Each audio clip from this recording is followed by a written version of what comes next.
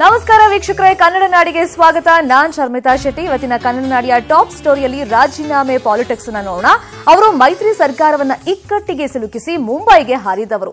ತಿಂಗಳ ಕಾಲ ಮುಂಬೈ ಹೋಟೆಲ್ನಲ್ಲಿ ಇದ್ಕೊಂಡು ದೋಸ್ತಿ ಸರ್ಕಾರಕ್ಕೆ ತಳಮಳವನ್ನ ತಂದಿಟ್ಟಿದ್ರು. ಆದ್ರೆ ಇದೀಗ ಆ ವ್ಯಕ್ತಿ ತಮ್ಮ ಶಾಸಕ ಸ್ಥಾನಕ್ಕೆ ರಾಜೀನಾಮೆ ಕೊಟ್ಟಿದ್ದಾರೆ.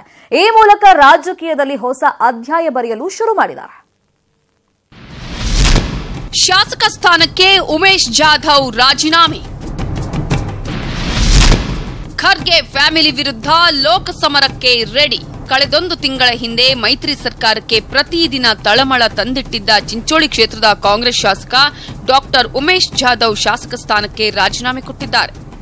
ಆಪರೇಷನ್ ಕಮಲ ಸೃಷ್ಟಿಸಿದ್ದ ಕೋಲಾಹಲದಲ್ಲಿ ರಣತಂತ್ರ ರೂಪಿಸುತ್ತಾ ಅತೃಪ್ತರ ಬಣದಲ್ಲಿ ಕಾಣಿಸಿಕೊಂಡಿದ್ದ ಉಮೇಶ್ ಜಾಧವ್ ತಮ್ಮನ್ನು ಆರಿಸಿ ಕಳುಹಿಸಿದ್ದ ಜನರಿಗೆ ನಾನಿನ್ನು ಎಂಎಲ್ಎ ಸ್ಥಾನದಲ್ಲಿರೋಲ್ಲ ಅಂತ ಸಂದೇಶ ರವಾನಿಸಿ ರಾಜೀನಾಮೆ ಕೊಟ್ಟಿದ್ದಾರೆ.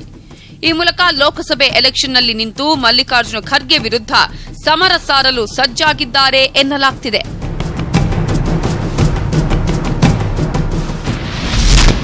ಸ್ಪೀಕರ್ ಮನೆಗೆ ತೆರಳಿ ರಾಜೀನಾಮೆ ಪತ್ರ ಸಲ್ಲಿಕೆ. ರಾಜೀನಾಮೆ ಅಂಗೀಕಾರಕ್ಕೆ ಅನರ್ಹತೆ ಮನವಿ ಅಡ್ಡಿ. ಶಾಸಕ ಉಮೇಶ್ ಜಾಧವ್ ಕೋಲಾರ ಜಿಲ್ಲೆಯಲ್ಲಿರೋ ಸ್ಪೀಕರ್ ರಮೇಶ್ ಕುಮಾರ್ ನಿವಾಸಕ್ಕೆ ಹೋಗಿ ರಾಜೀನಾಮೆ ಪತ್ರ ನೀಡಿದರು.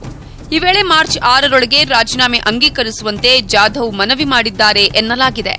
ಕಾಂಗ್ರೆಸ್ ಪಕ್ಷದ ಸದಸ್ಯತ್ವ ಸ್ಥಾನಕ್ಕೂ ರಾಜೀನಾಮೆ ನೀಡಿ ಮಾರ್ಚ್ 6ರಂದು ಕಲಬುರಗಿಯಲ್ಲಿ ಮೋದಿ ಸಮ್ಮುಖದಲ್ಲಿ ಬಿಜೆಪಿ ಸೇರೋ ಪ್ಲಾನ್ ಮಾಡಿದ್ದಾರೆ ಎನ್ನಲಾಗಿದೆ. ಆದರೆ ಪಕ್ಷ ವಿರೋಧಿ ಚಟುವಟಿಕೆಯಿಂದ ಈಗಾಗಲೇ ಮಾಜಿ ಸಿಎಂ ಸಿದ್ದರಾಮಯ್ಯ ಜಾಧವ್ ಅವರನ್ನ ಅನರ್ಹಗೊಳಿಸುವಂತೆ ಸ್ಪೀಕರ್ಗೆ ದೂರು ನೀಡಿರೋದ್ರಿಂದ ಶೀಘ್ರ ರಾಜೀನಾಮೆ ಅಂಗೀಕಾರಕ್ಕೆ ಇದು ಅಡ್ಡಿಯಾಗಬಹುದು. ಆದರೆ ರಾಜೀನಾಮೆ ಪತ್ರ ಸ್ವೀಕರಿಸಿರೋ ಸ್ಪೀಕರ್ ರಮೇಶ್ ಕುಮಾರ್ ಚರ್ಚಿಸಿ ಮುಂದಿನ ಕ್ರಮ ಕೈಗೊಳ್ಳುವುದಾಗಿ ತಿಳಿಸಿದ್ದಾರೆ. ಸರ್, ರಾಜೀನಾಮೆ ಅಂಗೀಕಾರ ಇಲ್ಲ, ಯಾವ ತರ ಬೆಂಗಳೂರು ಹೋಗಿ ಆಫೀಸರ್ಸ್ ಜೊತೆ ಮಾತಾಡಿ ನೋಡಿ. ಸರ್, ನಾರ್ಮಲ್ ಆಗಿ ಪ್ರೊಸೆಸ್ ಎಲ್ಲ ಯಾವ ತರ ಇರುತ್ತೆ ಸರ್? ರಾಜೀನಾಮೆ ಅಲ್ಲೇ ತರ ಆಫೀಸರ್ಸ್ ಇಲ್ಲ ಸರ್. ಈಗ ಶಾಸಕ ರಾಜೀನಾಮೆ ಕೊಟ್ಟಿದ ತಕ್ಷಣ ಅಂಗೀಕಾರ ಅದೆಲ್ಲ ಆಗೋದಿಲ್ಲ? ಎಲ್ಲ ಆಫೀಸರ್ಸ್ ಹೇಳ್ತಾರೆ. ಕಲಬುರಗಿಯಲ್ಲಿ ಉಮೇಶ್ ಜಾಧವ್ ಸೋದರ ಮಾತನಾಡಿ, ಕಾಂಗ್ರೆಸ್ ತೊರೆದು ಬಿಜೆಪಿ ಸೇರೋದು ಖಚಿತ. ಮಲ್ಲಿಕಾರ್ಜುನ ಖರ್ಗೆ ವಿರುದ್ಧ ಲೋಕಸಭಾ ಅಖಾಡದಲ್ಲಿ ಇಳಿಯೋದು ಸಿದ್ಧ ಎಂದು ಹೇಳಿದರು.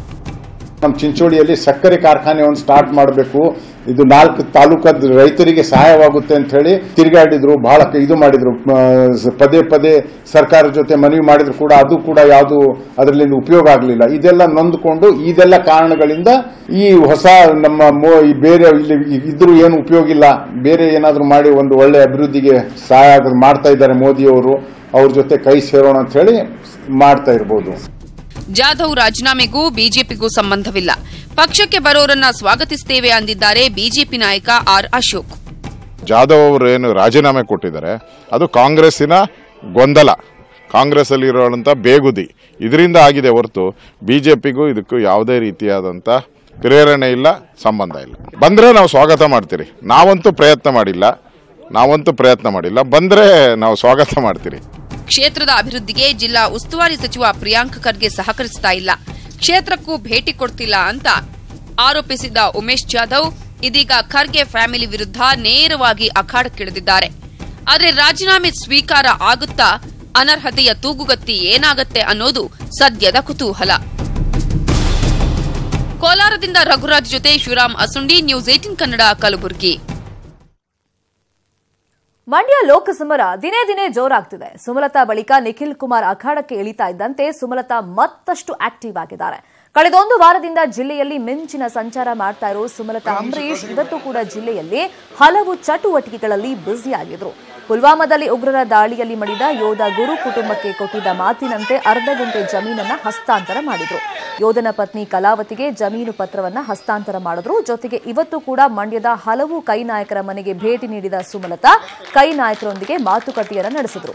ಇನ್ನು ಸುದ್ದಿಗೋಷ್ಠಿಯಲ್ಲಿ ಮಾತನಾಡಿದ ಸುಮಲತಾ ಅಂಬರೀಶ್ ಕಾಂಗ್ರೆಸ್ ಟಿಕೆಟ್ ಕೊಡದೇ ಇದ್ರೆ ಪಕ್ಷೇತರರಾಗಿ ಸ್ಪರ್ಧಿಸ್ತೀನಿ ಅನ್ನೋ ಮುನ್ಸೂಚನೆಯನ್ನ ಕೊಟ್ಟಿದ್ದಾರೆ. ಈ ಹೆಜ್ಜೆನ ನಾನು ತಗೊಳ್ಳೋಕೆ ಆ ರಿಸ್ಕ್ ಏನಿದೆ ಅದು ನನ್ನ ಕೈಲಾಗುತ್ತಾ ಇಲ್ವೋ ಅನ್ನೋದು ನಾನು ಅಸೆಸ್ ಮಾಡಬೇಕಾಗಿದೆ. ಅದರ ಹಂತವಾಗಿ ಎಲ್ಲ ಕಡೆಗೂ ನಾನು ಹೋಗ್ತಾ ಇರೋದು. ಈಗ ಅದನ್ನ ಮುಗಿದ ಮೇಲೆ ನಾನೊಂದು ಫರ್ಮ್ ಡೆಸಿಷನ್ಗೆ ಬರ್ತೀನಿ. ಅಲ್ಲ, ನಿರ್ಧಾರ ಅಂದ್ರೆ ನಾನು ಆಗ್ಲೇ ಹೇಳೋದಲ್ಲ, ಕಾಂಗ್ರೆಸ್ ಪಕ್ಷದ ನಿರ್ಧಾರದ ಮೇಲೆ ನನ್ನ ನಿರ್ಧಾರ ಅಲ್ಲ. ಕಾಂಗ್ರೆಸ್ ಪಕ್ಷ ಸೀಟ್ ಕೊಡ್ಲಿಲ್ಲ ಅಂದ್ರೆ ಇರೋದು ಆಪ್ಷನ್ ಇಂಡಿಪೆಂಡೆಂಟ್ ಅಲ್ವಾ. ಆ ಇಂಡಿಪೆಂಡೆಂಟ್ ನಿಂತ್ಕೊಳ್ಳೋಕೆ ನನಗೆ ಆ ಒಂದು ಎಲ್ಲಾ ಕಡೆಯಿಂದ ಸಪೋರ್ಟು, ಜನ ಅಭಿಪ್ರಾಯ ಹೇಗಿದೆ, ಅವ್ರೇನು ಹೇಳ್ತಾರೆ ಅನ್ನೋದ್ರ ಮೇಲೆ ನನ್ನ ಡೆಸಿಷನ್. ಆವಾಗ ನಾನು ತಗೋತೀನಿ. ನಾನು ಯಾವುದನ್ನು ಅಷ್ಟು ಧುಮುಕ್ ಬಿಟ್ಟು. ರಾಜ್ಯದಲ್ಲಿ ಕಾಂಗ್ರೆಸ್ ಜೆಡಿಎಸ್ ದೋಸ್ತಿ ಸರ್ಕಾರವಿದ್ರೂ ಕೂಡ ಮೈಸೂರಲ್ಲಿ ದೋಸ್ತಿಗಳ ಕಿತ್ತಾಟ ನಿಲ್ತಾ ಇಲ್ಲ. ಮೈಸೂರಿನ ಹುಣಸೂರಲ್ಲಿ 25 ಕೋಟಿ ರೂಪಾಯಿ ವೆಚ್ಚದ 100 ಹಾಸಿಗೆಯುಳ್ಳ ತಾಲೂಕು ಆಸ್ಪತ್ರೆ ಕಟ್ಟಡಕ್ಕೆ ಗುದ್ದಲಿ ಪೂಜೆ ಕಾರ್ಯಕ್ರಮದಲ್ಲಿ ಫೋಟೋ ವಿಚಾರಕ್ಕೆ ಗಲಾಟೆ ನಡೆದಿದೆ. ಕಾರ್ಯಕ್ರಮದ ಬ್ಯಾನರ್ನಲ್ಲಿ ಜೆಡಿಎಸ್ ನಾಯಕರ ಜೊತೆಗೆ ಬಿಜೆಪಿ ಸಂಸದ ಪ್ರತಾಪ್ ಸಿಂಹ ಫೋಟೋ ರಾರಾಜಿಸ್ತಾ ಇತ್ತು. ಆದರೆ ಪೋಸ್ಟರ್ನಲ್ಲಿ ಮೈತ್ರಿ ಪಕ್ಷವಾದ ಕಾಂಗ್ರೆಸ್ ನಾಯಕರ ಫೋಟೋಗಳು ಇರಲಿಲ್ಲ. ಇದರಿಂದ ರೊಚ್ಚಿಗೆದ್ದ ಕಾಂಗ್ರೆಸ್ ಕಾರ್ಯಕರ್ತರು ಸಚಿವ ಜಿಟಿ ದೇವೇಗೌಡರ ಕಾರ್ಗೆ ಮುತ್ತಿಗೆ ಹಾಕಿ ಆಕ್ರೋಶವನ್ನು ವ್ಯಕ್ತಪಡಿಸಿ ಧಿಕ್ಕಾರ ಕೂಗಿದ್ರು. ರಾಜ್ಯದಲ್ಲಿ ಮಾತ್ರ ಕಾಂಗ್ರೆಸ್ ನಾಯಕರು ಬೇಕು, ಇಲ್ಲಿ ನಾವು ಬೇಡವಾ? ನಮ್ಮ ನಾಯಕರ ಬದಲು ಬಿಜೆಪಿ ಅವರ ಫೋಟೋ ಹಾಕೊಂಡಿರೋದಾ? ನಮ್ಮ ನಾಯಕರ ಫೋಟೋ ಯಾಕೆ ಹಾಕಿಲ್ಲ ಅಂತ ಕಾಂಗ್ರೆಸ್ ಕಾರ್ಯಕರ್ತರು ಸಚಿವ ಜಿಟಿ ದೇವೇಗೌಡ ಅವರನ್ನ ಪ್ರಶ್ನೆ ಮಾಡಿದರು.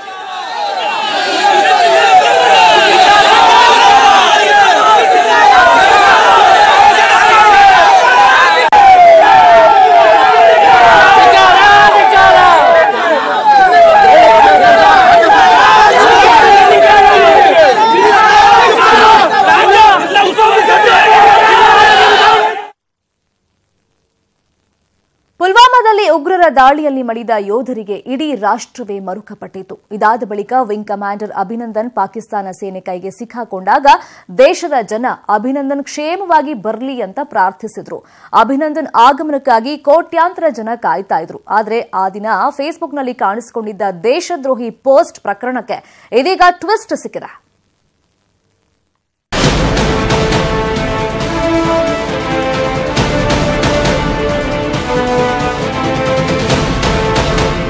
ವಿಂಗ್ ಕಮಾಂಡರ್ ಅಭಿನಂದನ್ ತವರಿಗೆ ಮರಳುವಂತೆ ಇಡೀ ದೇಶ ಪ್ರಾರ್ಥಿಸುತ್ತಿದ್ದ ದಿನವದು. ದಿಟ್ಟತನದಿಂದ ಪಾಕ್ ಸೇನೆಯ ಯುದ್ಧ ವಿಮಾನ F-16 ಹೊಡೆದುರುಳಿಸಿದ್ದ ಅಭಿನಂದನ್ಗಾಗಿ ಇಡೀ ದೇಶ ಕಾಯ್ತಿದ್ರೆ ಮಾರ್ಚ್ 1ರಂದು ಈ ಪೋಸ್ಟ್ ದೇಶದ್ರೋಹದ ಕಿಚ್ಚು ಹಚ್ಚಿತ್ತು.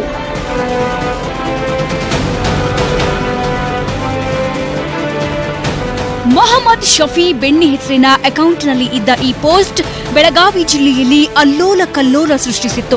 ದೇಶದ್ರೋಹಿಯನ್ನ ಬಂಧಿಸಬೇಕು ಅಂತ ಆಗ್ರಹಿಸಿ ರಾಮದುರ್ಗದಲ್ಲಿ ಕಲ್ಲು ತೂರಾಟ ನಡೆಸಲಾಗಿತ್ತು. ಸ್ಥಳೀಯ ಶಾಸಕ ಮಹದೇವಪ್ಪ ಯಾದವಾಡ ಪ್ರತಿಭಟಿಸಿ ಆರೋಪಿ ಬಂಧನಕ್ಕೆ ಆಗ್ರಹಿಸಿದ್ರು. ಬೆಳಗಾವಿ ಸಂಸದ ಸುರೇಶ್ ಅಂಗಡಿ ಮೊಹಮ್ಮದ್ ಶಫಿ ಬೆಣ್ಣಿಯನ್ನ ಬಂಧಿಸುವಂತೆ ಎಸ್ಪಿ ಕಚೇರಿ ಮುಂದೆ ಧರಣಿ ಮಾಡಿದ್ರು. ದೇಶದ್ರೋಹಿ ಬೆನ್ನಿಗೆ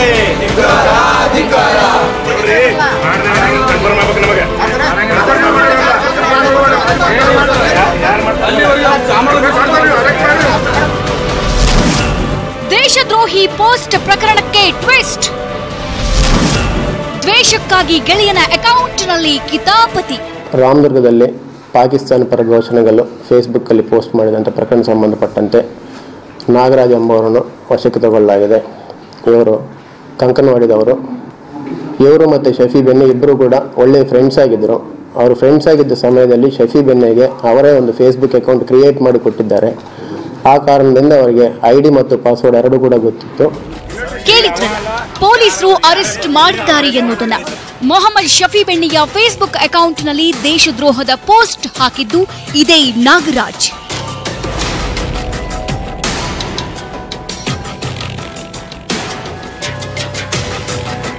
ಮೊಹಮ್ಮದ್ ಬೆನ್ನಿಗೂ ನಾಗರಾಜ್ಗೂ ಏನ್ ಸಂಬಂಧ, ಯಾಕೆ ಹಿಂಗ್ ಮಾಡಿದ್ರು ಅನ್ನೋದನ್ನ ಪೊಲೀಸರೇ ಹೇಳ್ತಾರೆ, ಕೇಳಿ. ಶಫಿ ಬೆನ್ನೆ ಅವರು ಬೆಳೀತಾ ಇದ್ರು. ಇವರಿಗೆ ಫೈನಾನ್ಷಿಯಲ್ ಆಗಿ ಹೆಲ್ಪ್ ಮಾಡಿ ಅಂತ ಕೇಳ್ತಾ ಇದ್ದಾಗ ಒಂದೆರಡು ಸಲ ಹೆಲ್ಪ್ ಮಾಡಿದ ಮೇಲೆ ಕಂಪ್ಲೀಟ್ ಆಗಿ ಅವಾಯ್ಡ್ ಮಾಡೋಕ್ಕೆ ಸ್ಟಾರ್ಟ್ ಮಾಡಿದ್ರು. ಮತ್ತು ಬೇರೆ ಯಾವರಿಂದ ಕೂಡ ಹೆಲ್ಪ್ ಮಾಡಲಿಕ್ಕೆ ಅವಕಾಶ ಇಲ್ಲ.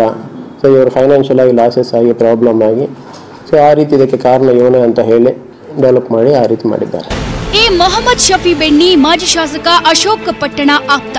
ಹಲವು ವರ್ಷಗಳಿಂದ ಕಾಂಗ್ರೆಸ್ ಪಕ್ಷದಲ್ಲಿ ಗುರುತಿಸಿಕೊಂಡಿದ್ದ. ಈ ರೀತಿ ಕಾಂಗ್ರೆಸ್ ಮುಖಂಡನ ಫೇಸ್ಬುಕ್ನಲ್ಲಿ ದೇಶದ್ರೋಹದ ಪೋಸ್ಟ್ ಕಾಣಿಸಿಕೊಳ್ತಿದ್ದಂತೆ ಪ್ರಕರಣ ರಾಜಕೀಯ ತಿರುವು ಪಡೆದುಕೊಂಡಿತ್ತು. ತನಿಖೆಗಿಳಿದಿದ್ದ ಪೊಲೀಸರು ನಾಗರಾಜನನ್ನ ಅರೆಸ್ಟ್ ಮಾಡಿದ್ದಾರೆ. ಇನ್ನು ಈ ನಾಗರಾಜ್ ರಾಮದುರ್ಗ ಪಟ್ಟಣದಲ್ಲಿ ಕಂಪ್ಯೂಟರ್ ಸೆಂಟರ್ ಇಟ್ಟುಕೊಂಡಿದ್ದ. ನಾಗರಾಜ್ ಹಾಗೂ ಶಫಿ ಬೆಣ್ಣಿ ನಡುವೆ ಉತ್ತಮ ಸ್ನೇಹ ಇತ್ತು. ಶಫಿಗೆ ಫೇಸ್ಬುಕ್ ಅಕೌಂಟ್ ಕ್ರಿಯೇಟ್ ಮಾಡಿ ಕೊಟ್ಟಿದ್ದೇ ನಾಗರಾಜ್. ಹಾಗಾಗಿ ಶಫಿ ಫೇಸ್ಬುಕ್ ಯೂಸರ್ ನೇಮ್ ಹಾಗೂ ಪಾಸ್ವರ್ಡ್ ನಾಗರಾಜ್ಗೆ ಗೊತ್ತಿತ್ತು. ಆರ್ಥಿಕವಾಗಿ ಸಹಾಯ ಮಾಡಲಿಲ್ಲ ಅಂತ ಶಫಿ ಮೇಲೆ ದ್ವೇಷ ಸಾಧಿಸಿದ ನಾಗರಾಜ್ ದೇಶದ್ರೋಹದ ಕೆಲಸ ಮಾಡಿ ಜೈಲು ಸೇರಿದ್ದಾನೆ. ಇದೀಗ ಈ ಪೋಸ್ಟ್ಗೆ ಕಮೆಂಟ್ ಹಾಗೂ ಶೇರ್ ಮಾಡಿದವರ ಮೇಲೂ ಪ್ರಕರಣ ದಾಖಲಾಗೋ ಭಯ ಕಾಡ್ತಾ ಇದೆ. ಕ್ಯಾಮರಾಮನ್ ಪ್ರವೀಣ್ ಜೊತೆಗೆ ಚಂದ್ರಕಾಂತ್ ಸುಗಂಧಿ, ನ್ಯೂಸ್ 18 ಕನ್ನಡ, ಬೆಳಗಾವಿ. ಕೇಂದ್ರದ ಮಾಜಿ ಸಚಿವ ಧನಂಜಯ್ ಕುಮಾರ್ ವಿಧಿವಶರಾಗಿದ್ದಾರೆ. ಹಲವು ತಿಂಗಳಿಂದ ಬಹು ಅಂಗಾಂಗ ವೈಫಲ್ಯದಿಂದ ಬಳಲ್ತಾ ಇದ್ದ ಧನಂಜಯ್ ಕುಮಾರ್ ಮಧ್ಯಾಹ್ನ ಮಂಗಳೂರಿನ ಖಾಸಗಿ ಆಸ್ಪತ್ರೆಯಲ್ಲಿ ಚಿಕಿತ್ಸೆ ಫಲಿಸದೆ ಕೊನೆಯುಸಿರನ್ನಗೆಳೆದಿದ್ದಾರೆ. ಅಟಲ್ ಬಿಹಾರಿ ವಾಜಪೇಯಿ ಸರ್ಕಾರದಲ್ಲಿ ಧನಂಜಯ್ ಕುಮಾರ್ ವಿಮಾನಯಾನ ಸಚಿವರಾಗಿದ್ದರು. 1991ರಲ್ಲಿ ಮೊದಲ ಬಾರಿಗೆ ಸಂಸದರಾಗಿ ಆಯ್ಕೆಯಾಗಿದ್ದರು. ದಕ್ಷಿಣ ಕನ್ನಡ ಕ್ಷೇತ್ರವನ್ನ ಲೋಕಸಭೆಯಲ್ಲಿ 4 ಬಾರಿ ಧನಂಜಯ್ ಪ್ರತಿನಿಧಿಸಿದರು. ನಾಳೆ ಮಂಗಳೂರಿನ ಕದ್ರಿ ಕಂಬಳದಲ್ಲಿರುವಂತಹ ನಿವಾಸದಲ್ಲಿ ಬೆಳಗ್ಗೆ 7 ರಿಂದ 10 ಗಂಟೆ ತನಕ ಅಂತಿಮ ದರ್ಶನಕ್ಕೆ ಅವಕಾಶವನ್ನು ನೀಡಲಾಗಿದೆ. ಬಳಿಕ ಹುಟ್ಟೂರು, ಮೂಡುಬಿದಿರೆಯ ವೇಣೂರಿನಲ್ಲಿ ಮಧ್ಯಾಹ್ನ ಜೈನ ಧರ್ಮ ಸಂಪ್ರದಾಯದಂತೆ ಅಂತ್ಯಕ್ರಿಯೆ ನಡೆಯಲಿದೆ.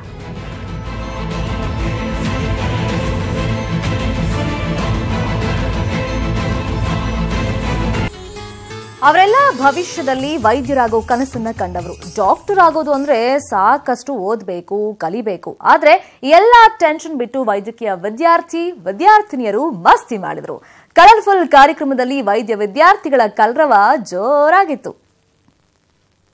ನೋಟದಲ್ಲಿ ಯುವತಿಯರ ವಯ್ಯಾರಕ್ಕೆ ಬೆಕ್ಕಸ ಬೆರಗಾದ ಜನ, ಜಗಮಗಿಸೋ ವೇದಿಕೆಯಲ್ಲಿ ಮೈ ನವಿರೇಳಿಸೋ ಡಾನ್ಸ್. ಜಿಮ್ಸ್ ಕಾಲೇಜ್ 5 ವಸಂತ ಪೂರೈಸಿದ ಸಂಭ್ರಮದಲ್ಲಿ ವೈದ್ಯಕೀಯ ವಿದ್ಯಾರ್ಥಿಗಳು ಫುಲ್ ಎಂಜಾಯ್ ಮಾಡಿದ ಕ್ಷಣಗಳಿವು. ಸರ್ಕಾರಿ ವೈದ್ಯಕೀಯ ಕಾಲೇಜು ರಾಷ್ಟ್ರೀಯ ಮಟ್ಟದ ಸಾಂಸ್ಕೃತಿಕ ಕಾರ್ಯಕ್ರಮ ಗೂಂಜ್ 2019 ಎಂಬ ಕಾರ್ಯಕ್ರಮ ಆಯೋಜಿಸಿತ್ತು. ನಿತ್ಯ ರೋಗಿಗಳ ಸೇವೆ, ಕಲಿಕೆ ಟೆನ್ಷನ್ನಲ್ಲಿ ಇರ್ತಿದ್ದ ವೈದ್ಯಕೀಯ ವಿದ್ಯಾರ್ಥಿಗಳು ಸಾಂಸ್ಕೃತಿಕ ಕಾರ್ಯಕ್ರಮದಲ್ಲಿ ತಮ್ಮ ಪ್ರತಿಭೆ ಅನಾವರಣ ಮಾಡಿದ್ರು. 1000ಕ್ಕೂ ಹೆಚ್ಚು ವಿದ್ಯಾರ್ಥಿಗಳು, 50ಕ್ಕೂ ಹೆಚ್ಚು ವೈದ್ಯಕೀಯ ಮತ್ತು ನಾನಾ ಮಹಾವಿದ್ಯಾಲಯಗಳಿಂದ ಬಂದಿದ್ರು. ಅವರ ಹೊಸದಾದಂಥ ಸಾಂಸ್ಕೃತಿಕ ಅಭಿರುಚಿಯಲ್ಲಿ ಅವರನ್ನ ಪ್ರೇರೇಪಣೆ ಮಾಡುವಲ್ಲಿ ನಮ್ಮ ಗೂಂಜ್ ಯಶಸ್ವಿಯಾಗಿದೆ ಅಂತ ಹೇಳಲಿಕ್ಕೆ ಅತ್ಯಂತ ಹರ್ಷ ಅನಿಸ್ತಾ ಇದೆ. 1000ಕ್ಕೂ ಹೆಚ್ಚು ವಿದ್ಯಾರ್ಥಿಗಳು ಬಂದು ಈ ಕಾರ್ಯಕ್ರಮವನ್ನು 3 ದಿನಗಳ ಕಾಲ ಅತ್ಯಂತ ಯಶಸ್ವಿಯಾಗಿ ನಡೆಸಿಕೊಟ್ಟು ಹೇಳಕ್ಕೆ ಅತ್ಯಂತ ಹೆಮ್ಮೆ ಅನಿಸ್ತಾ ಇದೆ. ಸ್ಟೆಥೋಸ್ಕೋಪ್, ಬಿಳಿ ಏಪ್ರಾನ್ ಬದಿಗಿಟ್ಟು ಕಲರ್ ಡ್ರೆಸ್ ತೊಟ್ಟು ಕಲರ್ಫುಲ್ ಆಗಿ ಮಿಂಚಿದ್ರು. ವಿದ್ಯಾರ್ಥಿನಿಯರೇ ಯಾಕೆ, ನಾವು ಕೂಡ ರ್ಯಾಂಪ್ ವಾಕ್ ಮಾಡ್ತೀವಿ ಅಂತ ಹುಡುಗರು ಸೂಪರ್ ಸ್ಪೆಷಲ್ ಆಗಿ ಕಂಡ್ರು. ಪಾರ್ಟಿಸಿಪೇಟ್ ಮಾಡಿದ್ವಿ. Dance, chess, carrom, volleyball. ಇವತ್ತು ಫ್ಯಾಷನ್ ಶೋ ಇತ್ತು. ಫಸ್ಟ್ 2 ಡೇಸ್ ಕಿಂತ 3rd ಡೇ ತುಂಬಾ ಚೆನ್ನಾಗಿತ್ತು. ನಮ್ಮ ಟೀಮ್ KLAT ಹುಬ್ಳಿ, ನಾವು ಗದಗಿಗೆ ಬಂದಿದ್ವಿ. ಫುಲ್ ಎಂಜಾಯ್ ಮಾಡಿದ್ವಿ. ತುಂಬಾ ಚೆನ್ನಾಗಿತ್ತು. ಫ್ಯಾಷನ್ ಶೋ ಅಷ್ಟೇ ಅಲ್ಲದೆ ಡಾನ್ಸ್ ಕೂಡ ಅಬ್ಬರಿಸಿತ್ತು. ಓದೋದು, ಪರೀಕ್ಷೆ ಬರೆಯೋದು, ರೋಗಿಗಳ ಚಿಕಿತ್ಸೆ ಅಷ್ಟೇ ಅಲ್ಲ, ನಮ್ಮ ವಿದ್ಯಾಭ್ಯಾಸ ಅವಕಾಶ ಕೊಟ್ರೆ ನಾವು ಕೂಡ ಮಾಡೆಲ್ಗಳಂತೆ ಮೋಡಿ ಮಾಡ್ತೀವಿ ಅನ್ನೋದನ್ನ ಜಿಮ್ಸ್ ಕಾಲೇಜ್ ವಿದ್ಯಾರ್ಥಿಗಳು ಸಾಬೀತು ಮಾಡಿದ್ರು. ರಾಜ್ಯಾದ್ಯಂತ ಇಂದು ಶಿವರಾತ್ರಿ ಸಡಗರ. ಶಿವನ ದೇಗುಲಗಳಲ್ಲಿ ಭಕ್ತಿ ಭಾವದ ಪೂಜೆ ಪುನಸ್ಕಾರ. ಶಿವನ ಆರಾಧಿಸ್ತಾ ಉಪವಾಸವಿದ್ದು ಜಾಗರಣೆ ಮಾಡುವ ಸಂಭ್ರಮ ನಾಡಿನಾದ್ಯಂತ ಮನೆ ಮಾಡಿದೆ. ಈಶ್ವರನ ಭಕ್ತರು ಬೆಳಿಗ್ಗೆಯೇ ಶ್ರೀಕಂಠನ ದೇಗುಲಗಳಲ್ಲಿ ಶಿವನನ್ನ ಆರಾಧಿಸಿದ್ರು. ನಾಡಿನಾದ್ಯಂತ ಇಂದು ಶಿವರಾತ್ರಿ ಸಂಭ್ರಮ. ಹರ, ಮಹದೇವ, ಮಹೇಶ್ವರ, ಶಂಕರ, ಗಂಗಾಧರ, ಪಾರ್ವತಿಪತಿ ಅಂದೆಲ್ಲ ನಾನಾ ಹೆಸರುಗಳಿಂದ ಪೂಜಿಸಲ್ಪಡುವ ಶಿವನ ಆರಾಧನೆ ರಾಜ್ಯದಲ್ಲಿ ಮನೆ ಮಾಡಿತ್ತು. ಆರಾಧನೆಗೆ ಉಪವಾಸ, ಜಾಗರಣೆ ವ್ರತ ಕೈಗೊಂಡಿದ್ದ ಈಶ್ವರನ ಭಕ್ತರು ಇಂದು ದೇಗುಲಗಳಿಗೆ ಭೇಟಿ ಕೊಟ್ಟು ಹರನನ್ನ ಪ್ರಾರ್ಥಿಸಿದ್ರು. ಸಾಂಸ್ಕೃತಿಕ ನಗರಿ ಮೈಸೂರಲ್ಲಿ ಅರಮನೆಯ ತ್ರಿನೇಶ್ವರ ದೇವಾಲಯದಲ್ಲಿ 11 ಕೆಜಿ ತೂಕದ ಚಿನ್ನದ ಕೊಳಗ ಧಾರಣೆಯಿಂದ ಶಿವಲಿಂಗ ಕಂಗೊಳಿಸುತ್ತಿತ್ತು. ಬೆಳಗ್ಗೆಯಿಂದಲೇ ತ್ರಿನೇಶ್ವರನಿಗೆ ಅಭಿಷೇಕ, ಮಹಾ ಮಂಗಳಾರತಿ, ಸಹಸ್ರನಾಮ ನೆರವೇರಿಸಲು ನಂಜನಗೂಡಿನ ಶ್ರೀಕಂಠೇಶ್ವರ ದೇವಾಲಯದಲ್ಲಿ ಶಿವರಾತ್ರಿ ಸಡಗರ ಕಳೆಗಟ್ಟಿತ್ತು.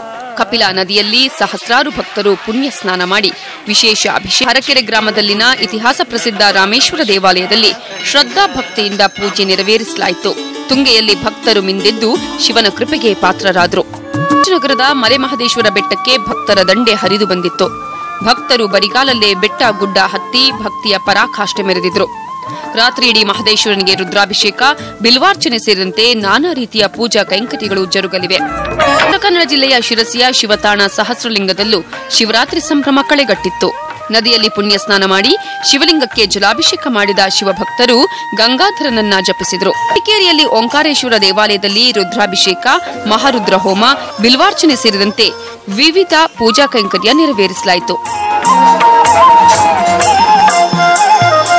ಬಾಗಲಕೋಟೆಯ ಶ್ರೀಶೈಲ ಮಲ್ಲಿಕಾರ್ಜುನ ದೇಗುಲದಲ್ಲಿ ಭಕ್ತರು ವಿಶೇಷ ಪೂಜೆ ನೆರವೇರಿಸಿದರು. ಕೋಲಾರದ ಕೋಟಿಲಿಂಗ ಕ್ಷೇತ್ರದಲ್ಲಿ ಭಕ್ತ ಸಾಗರವೇ ಸೇರಿತ್ತು. ಸಾವಿರಾರು ಭಕ್ತರು ಶಿವಲಿಂಗನಿಗೆ ಪೂಜೆ ಮಾಡಿದ್ರು. ಉಡುಪಿಯ ಅನಂತೇಶ್ವರ ದೇವಾಲಯದಲ್ಲಿ ಸಾವಿರಾರು ಭಕ್ತರು ಶಿವ ದರ್ಶನಕ್ಕೆ ಬಂದಿದ್ರು. ರಾಯಚೂರು, ರಾಮನಗರ, ಧಾರವಾಡ ಸೇರಿದಂತೆ ರಾಜ್ಯದಾದ್ಯಂತ ಶಿವನನ್ನ ಭಕ್ತಿ ಭಾವದಿಂದ ಪೂಜಿಸಲಾಯಿತು. Bureau report, news 18 Kannada.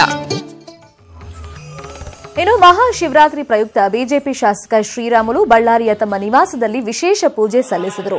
ಶಿವಲಿಂಗಕ್ಕೆ Sriramulu ದಂಪತಿ ರುದ್ರಾಭಿಷೇಕ ಮಾಡಿದರು. ಹವಂಭಾವಿ ನಿವಾಸದಲ್ಲಿ ಮಹಾಶಿವರಾತ್ರಿ ಪ್ರಯುಕ್ತ 3 ದಿನ ಹೋಮ, ಹವನ, ಯಜ್ಞ, ಯಾಗ ನಡೆಯಲಿದೆ.